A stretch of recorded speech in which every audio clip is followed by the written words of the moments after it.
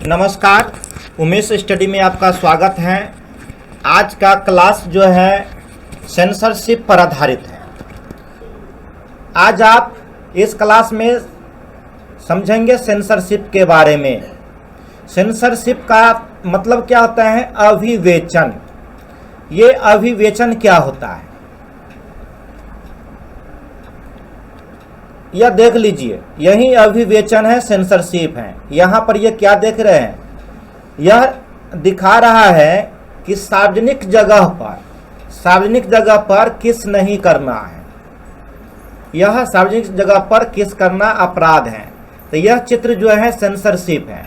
और आप कोई भी सिनेमा या कोई भी सीरियल देखते हैं तो उसमें लिखा रहता है, जैसा कि हम सब जानते हैं कि किसी भी फिल्म चालू होने से पहले उस फिल्म या उस धारावाहिक के बारे में क्लियर लिखा रहता है, यह फिल्म या यह धारावाहिक काल्पनिक घटनाओं पर आधारित है और इसका किसी भी जीवित या मृत किसी भी शख्स से किसी प्रकार का कोई संबंध नहीं है।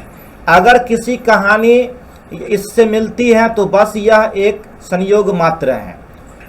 और कभी कभी सिनेमा जब रिलीज होता है तो आप उसमें यह भी देखते होइएगा कि कुछ सीन को ऐसे उसमें डाल दिया जाता है जो विवादित होता है। और वह ऐसा क्यों किया जाता है? उस विवादित सीन को क्यों उसमें डाला जाता है? तो विवादित सीन को उसमें इसलिए डाला जाता है कि वह सिनेमा क्या हो, हाईलाइटेड हो जाए और उसकी पब्लिसिटी जो क्या हो जाए, बढ़ जाए। इसीलिए उसमें जानबूझ करके साजिश के तौर पर विवादित सीन को डाल दिया जाता है और उसमें उस सीन पर हंगामा शुरू होता है और फिर उससे उस सीन को जो है सेंसरशिप के रूल्स के अधीन जो है उसको हटाया जाता है। और पब्लिक यह समझ जाता है कि आखिर क्या था उस सिनेमा में, कितना विवाद में रहा, और जाकर के उसको देखने का कोशिश करता है।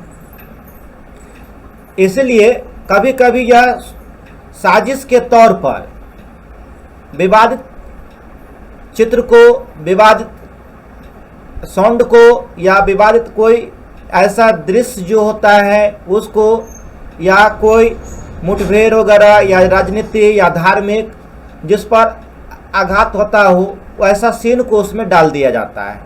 तो वही सेंसरशिप होता है। तो आप आज इस क्लास में सेंसरशिप के बारे में समझेंगे। तो यहाँ पर यह समझ गए हैं कि सार्वजनिक जगह पर क्या है, यह किस नहीं करना है, यह कौन चीज़ का सिंबल है।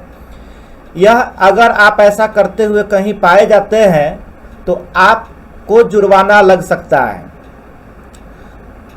और यह नेक्स्ट देख लीजिए, एक्सेस डिनाइड।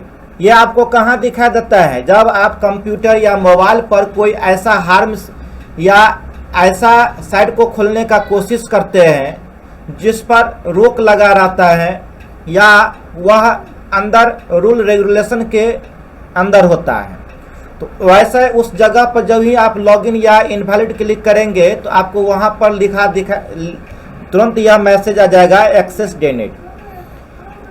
और नेक्स्ट है, यह देख लीजिए, इसको देख लीजिए।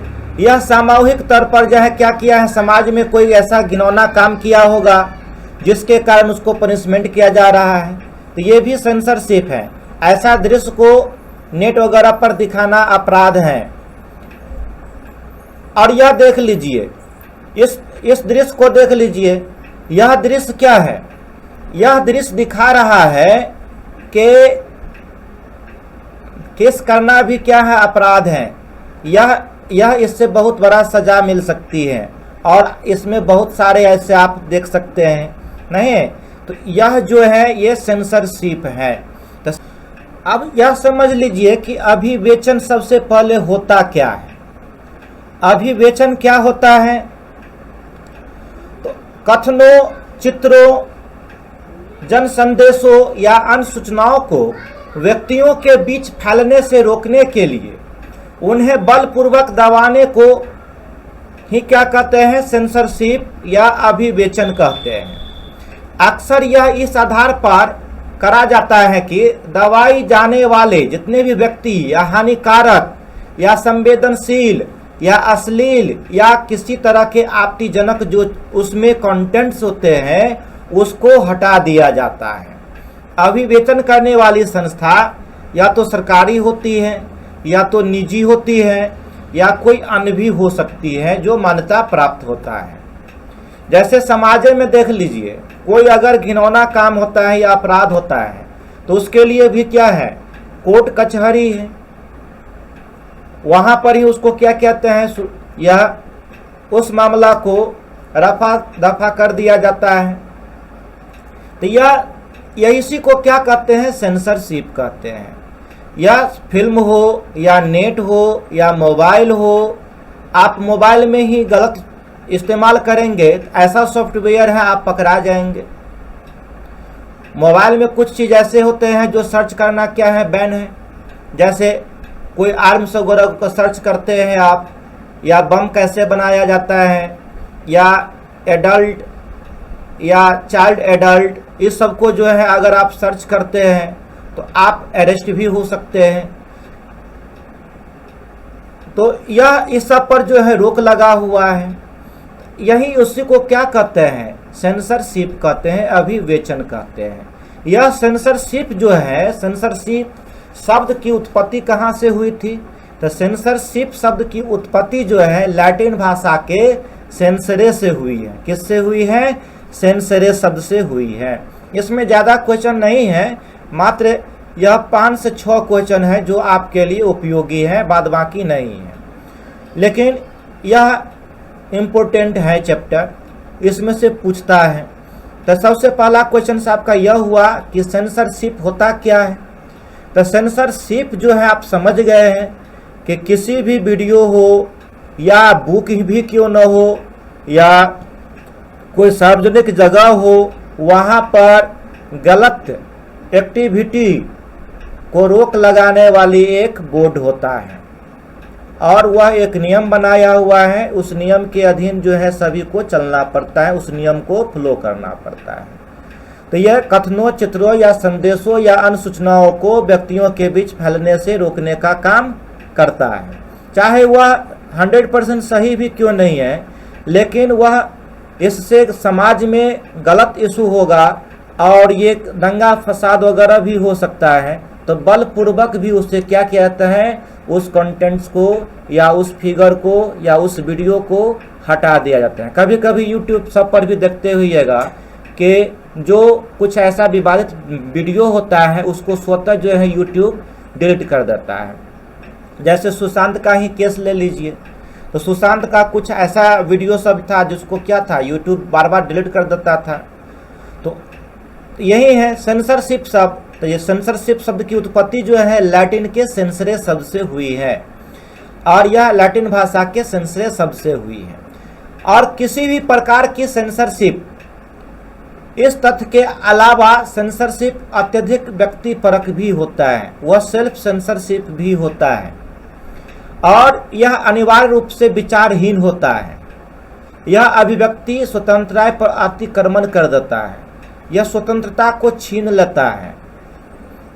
1822 ईस्वी में लॉर्ड हेस्टिंग्स जो है, जिसने वेलीजली द्वारा 1799 ईस्वी में सेंसरशिप के प्रतिबंधों को हटा करके भारतीय प्रेस को मुक्त करने का साहस रखे और उसी समय क्या किया गया, यह प्रेसों को स्वतंत्रता की आज़ादी दी गई। और यह कदम जो है किसके लिए, तो लॉर्ड हेस्टिंग्स का सबसे बहुत बड़ा कदम था। और अंग्रेजों की सेंसर व्यवस्था बहुत कड़ी थी उस समय। जो देखिएगा तो कोई महिला या किसी पुरुष एक दूसरे से बात करने से घबराता था।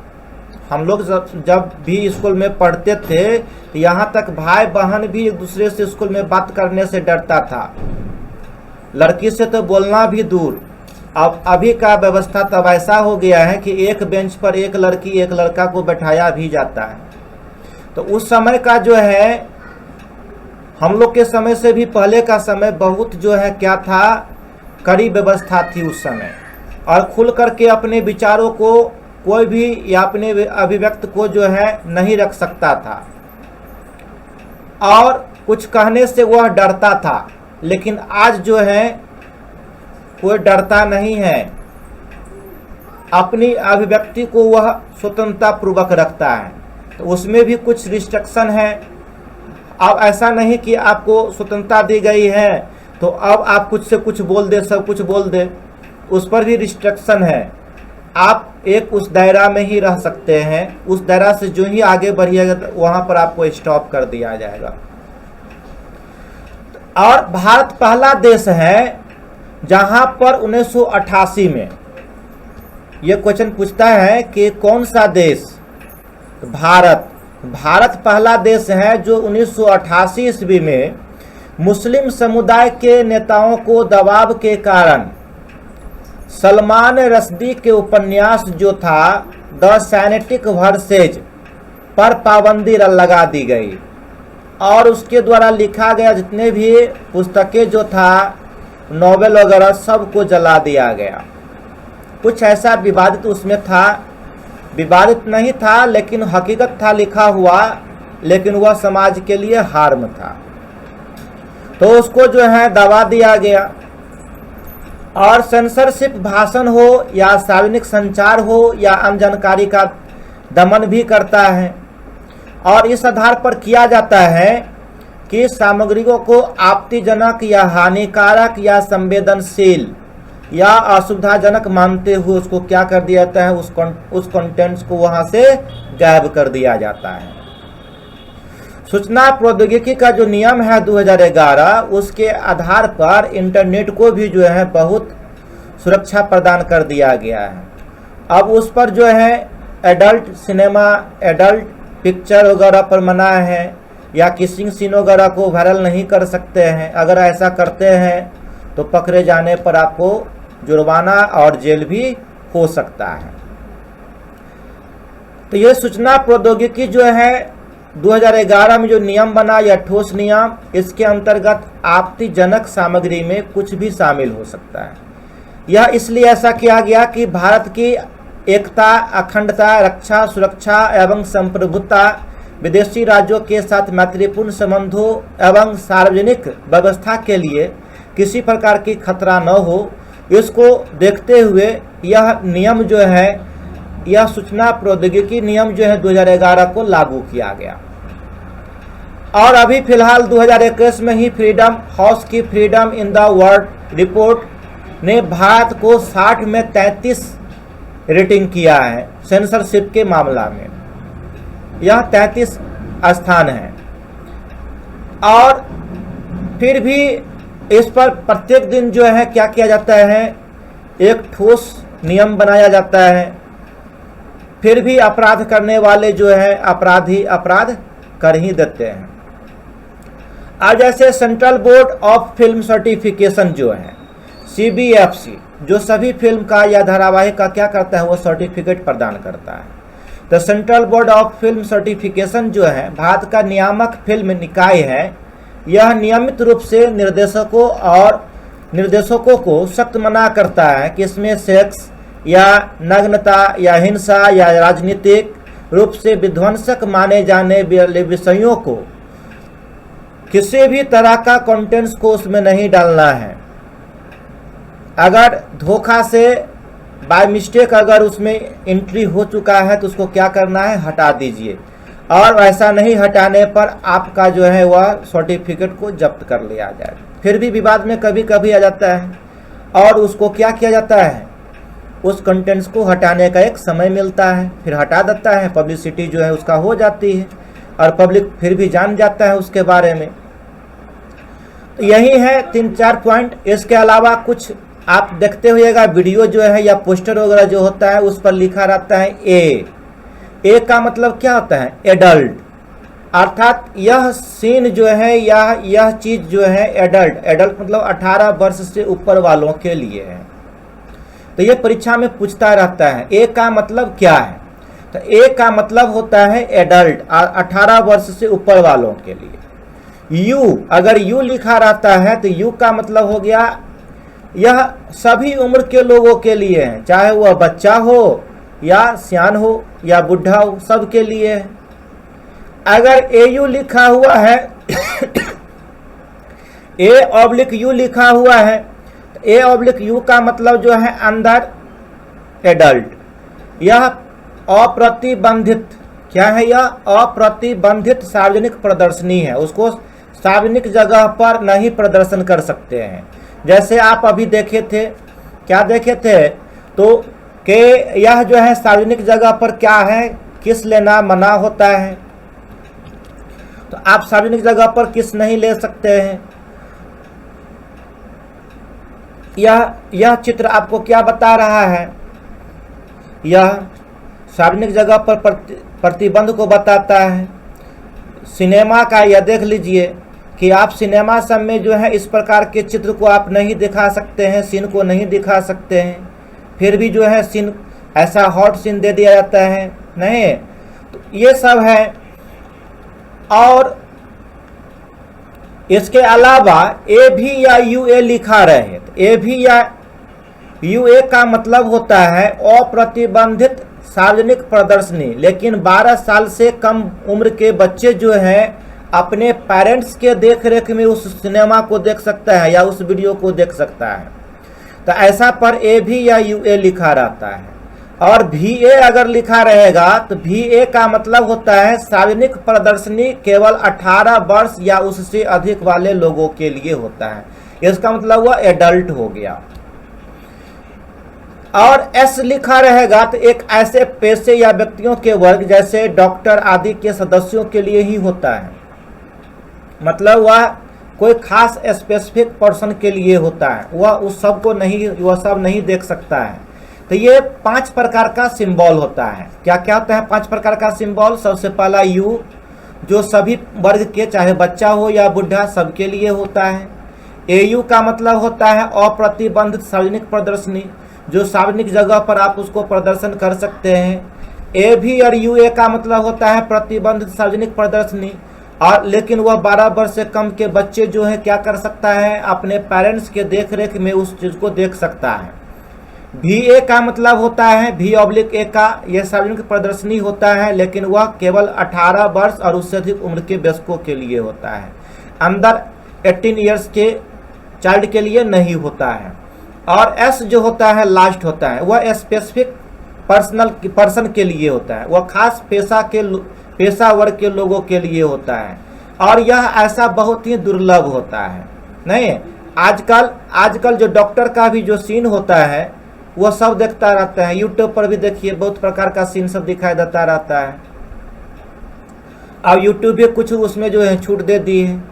तो ये धीरे धीरे समय के अनुसार इसमें भी क्या होता है, बदलाव होता रहता है। आज की क्लास यही सेंसरशिप पर आधारित था। यह मटेरियल्स जो है आपको स्टडी मटेरियल्स में अवेलेबल हैं, आप उसको आप देख सकते हैं, पढ़ सकते हैं। अब कल की क्लास जो है उसका भी आपको शो कर रहा है, और कल के क्लास भी 9 बजे से चलेगी। और जो स्टूडेंट्स 99 या 350 का बैच को परचेज किए हुए हैं वह 1550 में से माइनस करके जो है वह डायरेक्ट मेरे पे फ़ोन या गूगल पे वगैरह पर भेज दीजिए। नहीं तो उसको मैं अपडेट नहीं करूंगा तो आप 30 तारीख से जो है आगे लॉगिन आपका नहीं हो पाएगा, और फिर आप परेशानी में पड़ जाइएगा और बार बार परेशान हो जाइएगा और मुझे भी परेशान कर दीजिएगा। इसलिए 30 तारीख तक जो है शाम तक अपना पेमेंट कर दें, और बहुत जल्द ही जो है नोटिफिकेशन आप लोग को आने वाली है, ऐसा सूचना मिल रही है। यह 6 जुलाई के बाद हो सकता है कि आ जाए। देखिए, लेकिन तीसरी लहर भी आ रहा है कोरोना को, जो बहुत ही घातक है, पहला और दूसरा लहर से भी। इसमें खास करके बच्चों पर सबसे ज़्यादा प्रहार हो रहा है, और यह बच्चों को सबसे ज़्यादा सुरक्षित रखे, सेफ रखे। अगर बाहर से आते हैं तो सीधे बच्चों को नहीं टच करें। आप अपने पहले अच्छी तरह से हाथ को, पाँव को धो लें, स्नान कर लें, और अपने हाथ सबको सैनिटाइज करके ही बच्चों को टच करें। जहाँ तक हो सके बच्चों को बाहर नहीं ले जाइए। और अभी ज़्यादा बाहर जाने का या मायके या सासुर जाने की कोशिश मत कीजिए। नहीं है, सासुर या मायके के नाम पर तो बीमारी भी दूर हो जाता है प्रायः, तो ऐसा नहीं कीजिए। अपने बच्चों को सुरक्षित रखिए, आप भी सुरक्षित रहिए और मन लगा कर के अध्ययन कीजिए, टेस्ट दीजिए। और एक बात, डेली क्यूज जो है अब आपका जो है डेली आपके बैच में नहीं होगा, वो डेमो क्लास में आपका होगा। और वह डेमो क्लास का जो है कोई भी व्यक्ति उस डेली क्यूज को देख सकता है, जो पेड है या नॉन पेड है, सब स्टूडेंट के लिए डेली क्यूज है। तो डेली क्यूज वह कोई भी देख सकता है और वह आज से ही अवेलेबल है आपको डेमो बैच में। डेमो बैच को सेलेक्ट करके डेली जो है डेली क्यूज लिखिए और वो बहुत इंपॉर्टेंट क्वेश्चंस हैं, आप उसको अच्छी तरह से याद रखिए। आप लोगों के बीच बहुत ही जल्द ही उमेश स्टडी का प्रैक्टिस सेट जो है आ जाएगा, थोड़ा और इंतज़ार कर लीजिए। मिलते हैं नेक्स्ट क्लास में। जय हिंद, जय भारत।